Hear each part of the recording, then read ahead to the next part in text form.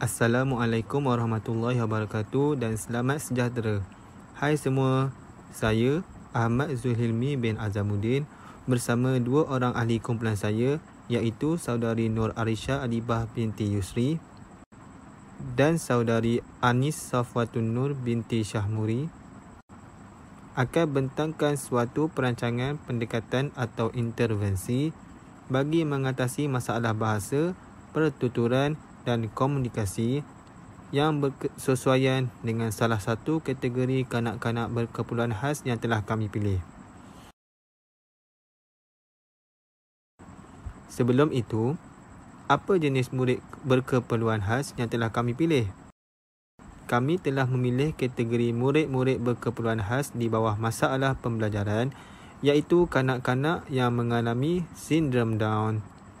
Menurut Kamus Dewan, sindrom Down ini merupakan kecacatan kelahiran yang disebabkan oleh ketidaknormalan bilangan kromosom 3 trisomi, bilangan kromosom 21 wujud.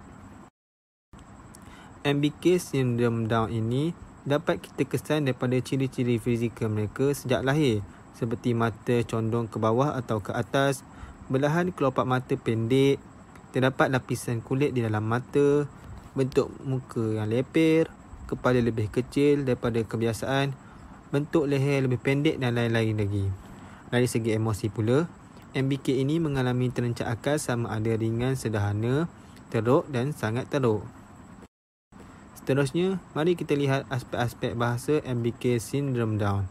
Masalah bahasa merangkumi bentuk bahasa yang terdiri daripada fonologi, morfologi, sintaksis, kemudian kandungan bahasa iaitu semantik dan penggunaan bahasa iaitu pragmatik. Mari kita teliti satu persatu masalah bahasa yang dihadapi oleh MBK Syndrome Down. Pertama, dari aspek fonologi, MBK Sindrom Down suka menyebut konsonan dan vokal. Seterusnya, morfologi pula, MBK Sindrom Down suka membentuk atau struktur suatu perkataan. Dan dari aspek sintaksis pula, MBK Sindrom Down juga suka menggunakan atau membuat ayat-ayat pasif kerana keliru dengan subjek dan predikat. Dapat disimpulkan di sini bahawa bentuk bahasa MBK Sindrom Down dikatakan sebagai tidak tepat dan kurang sempurna. Kemudian kita lihat kandungan bahasa iaitu semantik. Biasanya MBK Syndrome Down suka memahami perkataan yang lebih daripada satu makna. Aspek yang terakhir iaitu penggunaan bahasa. Woolfolk 1998 menyatakan bahawa masalah bahasa pragmatik itu adalah kesukaran kanak-kanak Syndrome Down menggunakan bahasa yang betul mengikut konteks atau sesuatu situasi.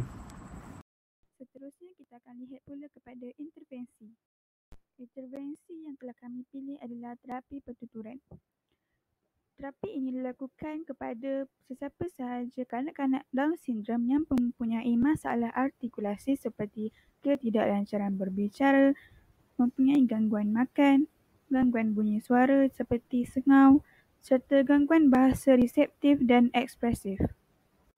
Seterusnya, kita lihat pula kepada kepentingan terapi pertuturan. Terdapat pelbagai kepentingan terapi pertuturan ini, antaranya ialah yang pertama, ia dapat melatih kanak-kanak Down syndrome menguasai kemahiran tertentu. Sebagai contoh, jika terapi pertuturan dijalankan, kita dapat membantu kanak-kanak Down syndrome ini menguasai kemahiran bertutur, khususnya bertutur dengan lebih baik dari semasa ke semasa. Kepentingan yang kedua pula adalah membantu kanak-kanak Down syndrome menghasilkan bunyi bahasa. Kebanyakan kanak-kanak Down syndrome mempunyai masalah pertuturan di mana tidak boleh mengeluarkan bunyi ataupun mengeluarkan bunyi yang kurang difahami oleh orang lain. Dengan pelaksanaan terapi ini, mereka dapat menghasilkan bunyi bahasa yang lebih bermakna. Seterusnya, yang ketiga, terapi ini dapat meningkatkan kefusian kognitif, emosi dan sosial. Hal ini bermaksud terapi ini dapat meningkatkan keyakinan kanak-kanak Down syndrome untuk berhadapan dengan orang lain. Seterusnya, kepentingan keempat pula adalah meningkatkan tahap keupayaan mereka. Hal ini bermaksud tahap keupayaan kanak-kanak Down syndrome khususnya bertutur akan lebih meningkat. Dan kepentingan yang terakhir adalah dapat merangsang pertuturan mereka. Hal ini demikian kerana terapi pertuturan ini dapat membantu merangsang alat-alat pertuturan kanak-kanak Down syndrome dan meningkatkan tahap komunikasi mereka yang mengalami masalah pertuturan. Sebagai contoh, apabila terapi pertuturan dilakukan, secara langsung alat-alat pertuturan seperti mulut, lidah, gigi dan sebagainya akan bergerak. Aktiviti dalam terapi pertuturan ini adalah yang pertama, menjilat lollipop, yang kedua, menahan lidah, yang ketiga, magic mirror dan yang terakhir, meniup buih. Jadi, aktiviti-aktiviti ini akan kami tunjukkan caranya pada video selepas ini. Sekarang kami akan menunjukkan demonstrasi terapi pertuturan. Contoh intervensi pertama ialah menjilat lollipop atau aiskrim berperisa. Langkah pertama, kanak-kanak MBK akan menjilat lollipop terlebih dahulu.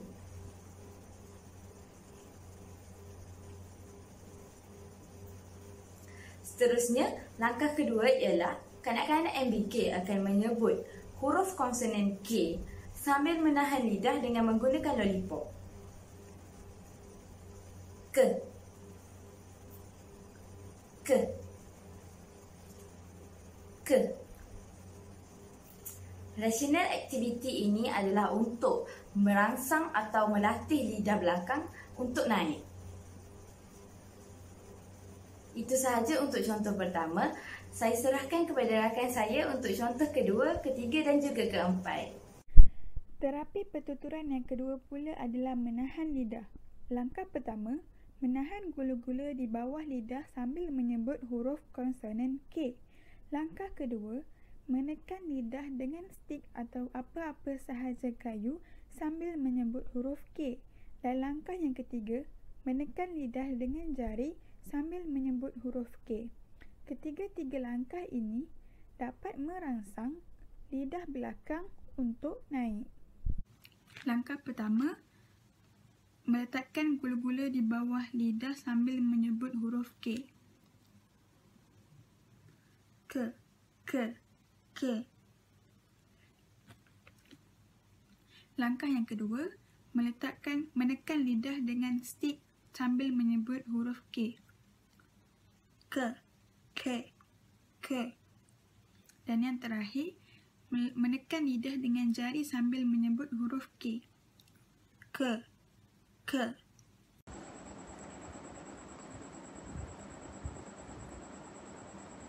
Aktiviti seterusnya ialah magic mirror. Okey, langkah-langkahnya adalah ambil cermin dan sebutkan huruf K sambil melihat cermin.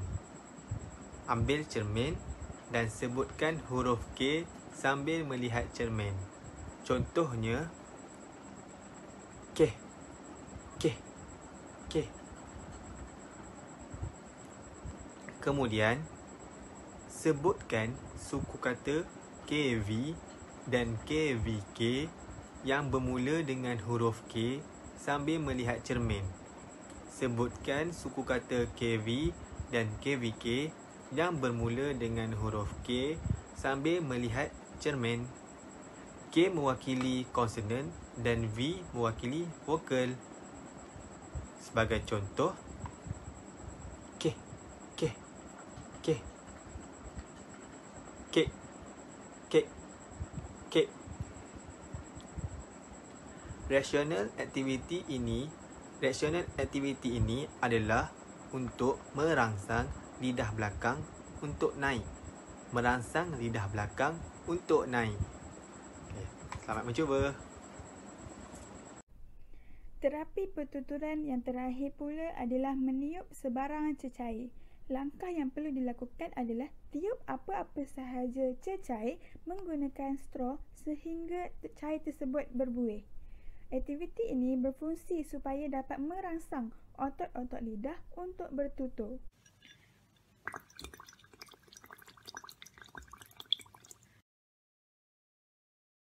Kanak-kanak yang suka bercakap atau tidak dapat bertutur dengan baik bolehlah memanfaatkan kaedah ini agar dapat terus berkomunikasi dengan lebih berkesan.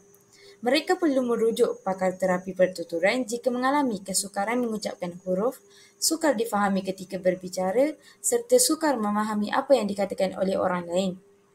Pakar terapi pertuturan juga dapat merawat kanak-kanak yang mempunyai masalah gangguan makan atau menelan. Antara faedah melakukan terapi pertuturan adalah untuk membantu kanak-kanak meningkatkan kemahiran komunikasi mereka dengan atau tanpa pertolongan. Sebilangan kanak-kanak MBK mungkin memerlukan bantuan alat komunikasi untuk berinteraksi dengan orang lain. Dengan kaedah ini, mereka dapat bercakap dengan lebih lancar dan menghasilkan suara yang lebih jelas daripada sebelumnya. Kemahiran sosial adalah komponen utama untuk berinteraksi dengan orang lain dalam komuniti dan juga kehidupan. Apabila seseorang itu mengalami kecacatan, kemahiran bahasa mereka sering tertunda atau terganggu. Oleh itu, kanak-kanak MBK perlulah mempelajari kemahiran sosial yang dapat memudahkan mereka untuk berkomunikasi dengan orang lain. Kaedah pengajaran yang boleh dilakukan oleh guru adalah dengan melalui pemodelan video, main peranan dan lain-lain. Akhir sekali adalah dengan mempelajari metod komunikasi alternatif. Satu-satunya perkara yang dapat dipelajari melalui terapi pertuturan adalah dengan memperdalam cara komunikasi selain daripada bahasa, seperti bahasa isyarat dan penyuaraan. Banyak bahagian badan yang boleh digunakan untuk berinteraksi dengan orang selain daripada mulut.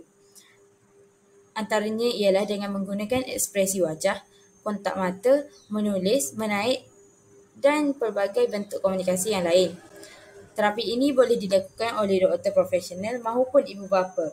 Pengajaran melalui gambar atau tulisan yang diulang boleh membuatkan kanak-kanak MBK mengingatnya dan berusaha mengucapkannya. Dengan cara ini, mereka dapat mengetahui nama objek yang dimaksudkan dan dapat mengatakannya pada suatu hari nanti. Kesimpulannya, terdapat banyak aktiviti yang boleh dilaksanakan melalui terapi pertuturan. Oleh yang demikian, jelaslah bahawa terapi pertuturan ini merupakan salah satu intervensi yang dapat diaplikasikan kepada MBK masalah kerencatan akal atau pembelajaran, terutamanya masalah sindrom Down. Itu sahaja daripada kumpulan kami. Sekian, terima kasih.